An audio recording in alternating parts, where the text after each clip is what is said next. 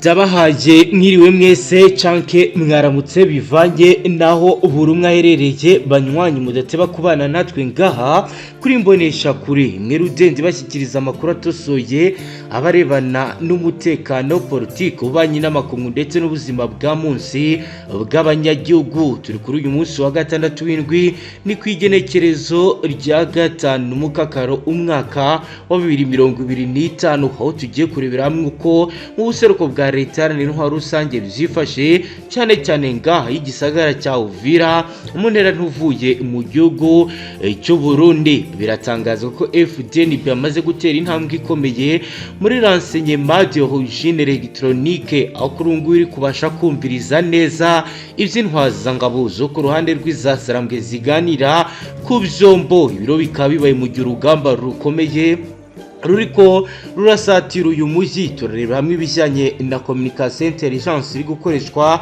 ndetse na electronic intelligence iri gukoreshwa ngaha hafi y'igisagara cya Uvira hari gukorwa ikuti electronique surveillance radio capture acoustique ndetse n'uburyo drone z'igisirikare ziri kubasha kumviriza ibiyagwa hagati y'intwaza ngabo z'uruhande rw'izasarambwe. Turaswabwira ko mu bice byitwa Kabindura ndetse hafi y'agace gaherereye muri Shanje mu majyaruguru ya Uvira naho ibi biriko birakorwa.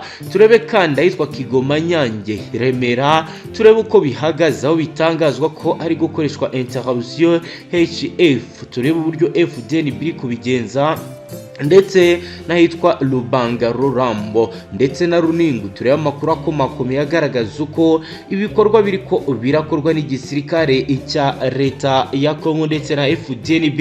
Tureba kandi ata tactique de surprise et utilisation du terrain apu logistique local n'ibindi biriko bitandukanye biriko birabera kuri poste de communication muri Runingu bitandukanye nuko urugamba rwa rumeze. Tureba kandi rencontre progressive kwisubiza ibice gahoro gahoro biriko birategurwa n'igisirikare cya leta ndetse gifatanyije n'icyo Burundi cyaje kubibaha umusada. Tureba kandi zimwe muri operation zikomeye ziriko zirakorwa ndetse n'iziriko ziragenda zitegurwa mu bice bitandukanye. Turaza kandi kubabwira ibijyanye nuko iri koranabuhanga ryo kumviriza ibyombo by'izasarambwe biriko birakorwa. Turaza kandi kubabwira ko Perezida Paul Kagame yavuze ko ikizakurikiraho muri Repubulika ya Demokarasi ya Kongo mu gihe Repubulika ya Demokarasi ya Kongo itazarandura umutwe w'iterabwoba FDLR.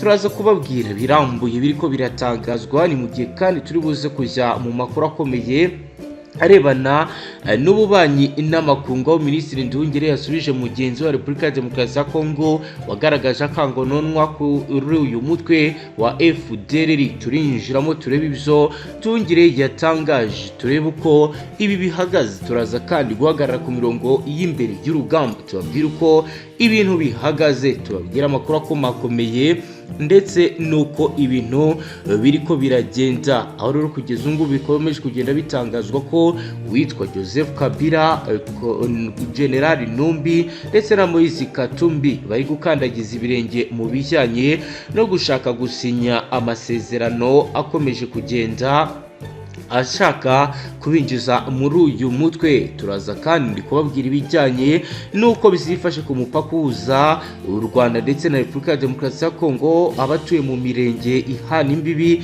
na Kongo bagiye kwegerezwa serivisi za immigration. Turaza kandi kubabwira ibijyanye n'igice cy'amabuye y'agaciro ya Repubulika ya Demokarasi ya Kongo kizatunganyirizwa mu Rwanda tugendeye ku bizatangajwe na Mossad Boryus. Uyu rero akaba ari ushinzwe ibibazo by'akarere ka Afurika y'Uburasirazuba. Reka twinjire mu makuru yacu mu buryo burambuye, duhere kuri ikoranabuhanga karundura izasarambwe zikomeje kugenda zikubitwa babaza bitewe nuko ivyo intwaza ngabo zabo ziri kuganira ku byombo. Uruhande rw'igisirikare cy'u Burundi bakomeje kugenda bumviriza ibi biriko biyera yagwa hagati impande zitandukanye z'ubuyobozi. Reka turebe ni mu gihe rero intambara mu buseruko bwa leta iharanira intwaro rusange ya Kongo ikomeje gufata intera, igisirikare cy'u Burundi kiri mu bikorwa byo kubungabunga umutekano hafi y'umujyi wa Uvira. Batangiye gukoresha ikoranabuhanga kabariwe rihanitse mu kumviriza no gukurikirana ibiganiro izasarambwe ziganira mu rwego rwo kugira ngo ibiyagirwa ku byombo bizitumanaho bibashe kumvirizwa. Iri ni ikoranabuhanga rihambaye rizwi mu rurimi rw'igifaransa mu magambo akoreshwa y'igisirikare nka renseignement de origine electromagnétique nk'uko bitangazwa. Rikaba rero riri kubafasha kumenya gahunda n'imigambi iri kwirategurwa n'izasarambwe biri gutuma rero ibikorwa byose izasarambwe zijya kubikora. Abo ku ruhande rwa leta bamaze kumenya amakuru, FDN bimaze iminsi ifata ingamba nshya zo gukumira ibikorwa by'izasarambwe hakoreshejwe uburyo bugezweho bwo gutanga ibiganiro n'amakuru anyuze kuri radio, telefone et internet. Imwe rero mu bikomeje kugenda bigaragara muri iri koranabuhanga hari rizwi nka communication intelligence, gukusanya amakuru ava mu cyangwa se ubutumwa bwo kuri telefoni na radio. Harimo rero kumva ibyo inyeshyamba zizasarambwe ziriko zirajyaga, aho zitegura ibitero ndetse n'ibindi bitandukanye, maze coalition ya leta ikabasha kubimenya mbere y'igihe. Hari kandi electronique intelligence, gusesengura ibimenyetso by'ikoranabuhanga byoherezwa n'inyeshyamba nk'aho zashyize radari, uburyo zikoresha drone cyangwa se uko zikoresha sinyare iza gisirikare nk'uko biriko biratangazwa. Hari kandi écoute électronique, uburyo bwo gukoresha ibikoresho bifata amajwi n'ibiganiro interruption, aho bigaragara ko hari imitwe yitwaje intwaro iri gutanga amabwiriza ibi izasarambwe ziri gukora. Abo ku ruhande rw'u Burundi bakaba batahuye aya makuru. Hari kandi bijyanye na radio surveillance, aho rero bari gukurikiranira hafi imiyoboro ya VHF cyangwa se VH radios, aho inyeshyamba zikoresha mu gutumanaho hagati y'aho ziri ku rugamba cyangwa se hagati y'intwazangabo z'urugamba aho ziba ziyaga uko operation zigomba gukorwa. Hari kandi capture acoustique, ibi ni ibikoresho bizashyizwe mu mashyamba no mu misozi biri gufasha mu gutahura amajwi, urusaku rw'imodoka cyangwa se intwaro zirereye bakabasha kubyumva kandi ku gihe. Hari kandi drone zifite ubushobozi bwo gufata amajwi n'ibimenyetso by'itumanaho signal intelligence ziri gukoreshwa n'uruhande rwa leta, izo musanzwe muzimenyereye. Akaba rero hongerewemo izikora ubutasi kandi zikanafata amajwi nk'uko biriko biratugeraho ngaha. Amakuru arasigura uko ibi biriko birakorwa, amakuru ari guturuka mu nzego zitandukanye z'igisirikare cya FDN bitwakiriye aremeza ko hari ibikorwa byo biri gukorerwa ahantu hatandukanye hagaragaye ko higaruriwe n'izasarambwe. Amakuru ya mbere agaragaza ko ahitwa Kabindura, aka ni agace gaherereye hafi ya Shanje mu majyaruguru ya Uvira. FDN yashyizeho ibikoresho zo kumviza kubera imiterere y'ahantu izasarambwe zikaba zakoze ibitero bikomeye. Bikaba bikekwa ko ari hamwe mu hantu hari gutegurirwa ibitero, ariko izasarambwe zikaba bivugwa ko zamaze kuvumburwa imigambi yose ziriko ziracurira ngaha kuko FDN amakuru yamaze kuyakira. Biravuga ko kandi mu gace kahitwa Kigoma Nyange muri Remera hari hagiye kugaragara ibikorwa by'izasarambwe, ariko bakaba rero bari bakoresheje amahera akomeye ku ruhande rwa FDNB banyuze mu nzira zitari zateganyijwe. FDNB yashyizeho ibikoresho bya interruption HF nk'uko biriko birasigurwa hifashishijwe ikoranabuhanga rihambaye.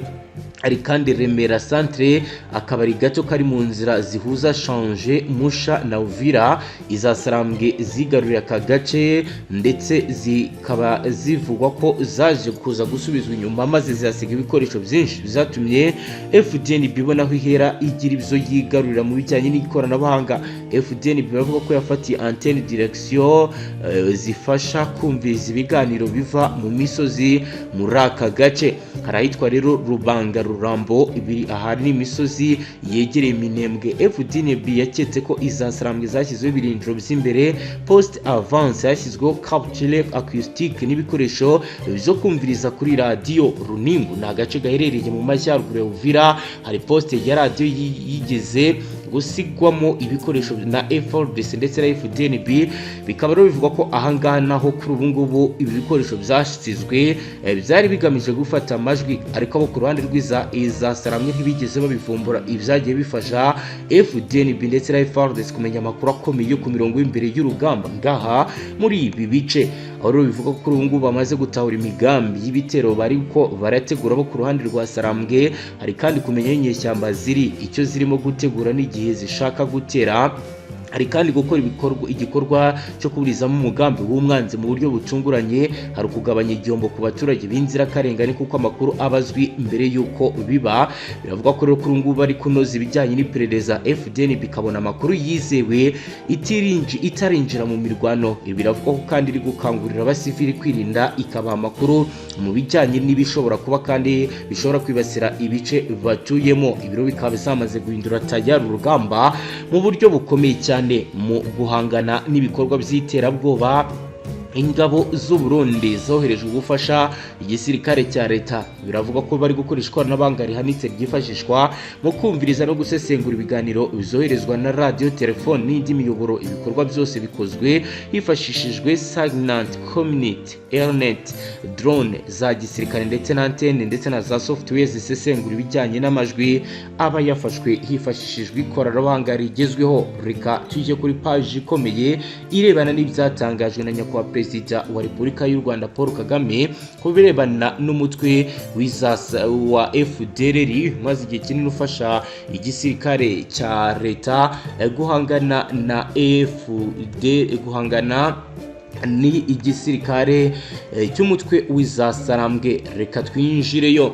Perezida Paul Kagame yatangaje ko Repubulika Iharanira Demokarasi ya Kongo ninanirwa kurandura umutwe w'iterabwoba wa FDLR nk'uko ubisabwa, u Rwanda ruzakomeza gukora icyo rusabwa gukora mu gihe uriya mutwe uri ku mupaka warwo.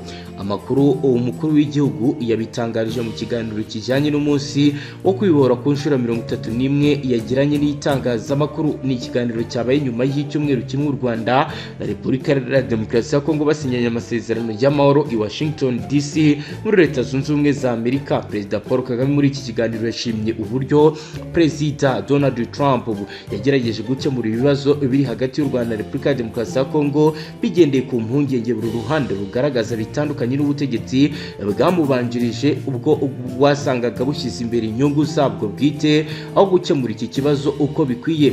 Imwe mu ngingo ikubiye mu masezerano u Rwanda na Repubulika Demokarasi ya Kongo basinyanye nuko Kinshasa isabwa gusenya FDLR, umutwe ugizwe n'abiganjemo abagize uruhare muri jenoside yakorewe abatutsi mu 1994 kuri ubu bakorana n'ingabo zayo FARDC. Mu gihe leta ya Repubulika ya Demokarasi ya Kongo yabishoboye gusenya uriya mutwe, u Rwanda narwo ruzahita ruvanaho ingamba z'ubwirinzi rumaze igihe kinini rwarafashe. Perezida Paul Kagame ubwo yabazwaga ikigomba gukurikiraho mu gihe FDLR izaba idasenywe yagaragaje ko ingamba zo kwirinda u Rwanda rwafashe zizagumaho. Ati mu mateka y'iki kibazo twabonye ko abantu badashyira mu bikorwa ibintu uko baba bemeye kubikora. Iryo ni isomo twize imyaka myinshi. Rero FDLR nititabwaho kandi twarashyizeho uburyo bwo kubikora mu masezerano. Ibyo bisobanuye ko FDLR izagumaho nk'ikibazo gikomeza kubaho. U Rwanda rero ruzakomeza gukora icyo rusabwa gukora mu gihe cyose FDLR iri ku mupaka wacu. Perezida Paul Kagame yavuze ko u Rwanda rudashobora gukora amakosa mu gihe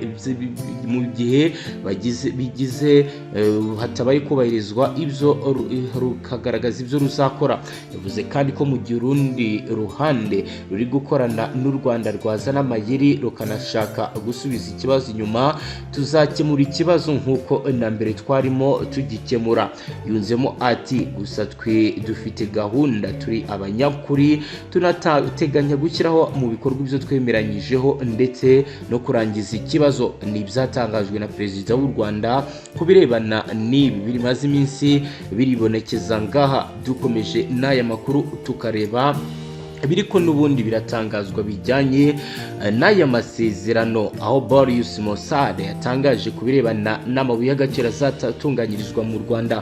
Mu kiganiro na France 24 ku bijyanye n'amasezerano y'ubucukuzi bw'amabuye y'agaciro arimo kuganirwaho muri iki gihe hagati ya Amerika, Repubulika ya Demokarasi ya Kongo n'u Rwanda, Mossad Boris, mujyanama wa Perezida Donald Trump ku kibazo cya Afurika, yashatse guhumuriza abumva bitandukanye n'aya masezerano. Ubwo umunyamakuru bamubazaga niba aya masezerano azahesha Amerika kugera ku mabuye y'agaciro ya Repubulika ya Demokarasi ya Kongo, Boreas yasubije ati ntabwo nakoresha ayo magambo.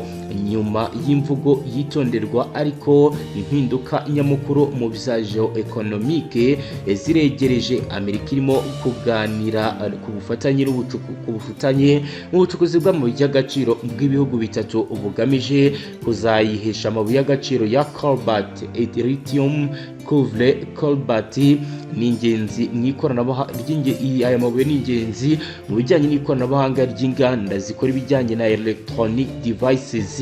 Repubulika ya Demokarasi ya Kongo yihariye ibice birenga 60% biza cobalt yose ku isi, aho bivugwa ko ari nayo shingiro ry'aya masezerano. U Rwanda ntirufite amabuye angana gutyo, ariko rutanga uburyo bw'ibikoresho no gukoresha bifatwa nk'ibitekanye bizagira uruhare runini mu gutunganya no kohereza ibi bicuruzwa hanze.